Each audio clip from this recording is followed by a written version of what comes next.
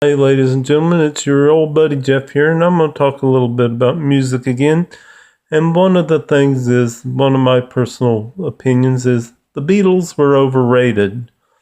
They weren't as half as influential as people claim they were.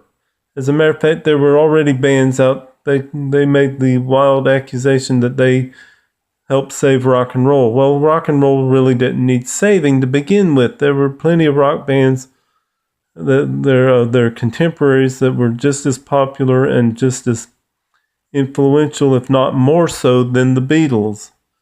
I mean, a lot of bands came around in the 60s and were not only better, but also more talented. People just say, why are you dumping on the Beatles? Well, I never really cared for them. And they were as I say, they were overrated. They were the boy band of their time. Oh, they weren't a boy band. Yes, they were a boy band. And they think, well, you're just mean. No, I'm not mean. I'm just honest how I feel. And people in our society today have to get over it. And not every singer would have needed the Beatles to be successful. They say, though, they certainly didn't influence metal or glam rock or some other forms of rock and roll. And they're technically not a real rock band. They're more of a pop band than they are rock. And everybody, what's the difference? Musical styling, the way the instruments are played.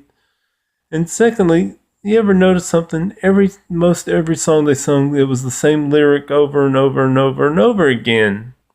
It was like there was so much of that Weird Al Yankovic actually wrote a song parodying George Harrison's one of his solo efforts, which was called "I Got My Mind Set on You." He wrote a parody of it called The song's only 6 words long. But it's almost like if you tried to touch the Ark of the Covenant or something when you go and criticize the Beatles. And they're not that great of. They're just not that great of a band to me. Maybe I'm just not. Maybe it's because I'm not of that generation, or perhaps I'm just not. I'm just too conservative and not hip enough to like them.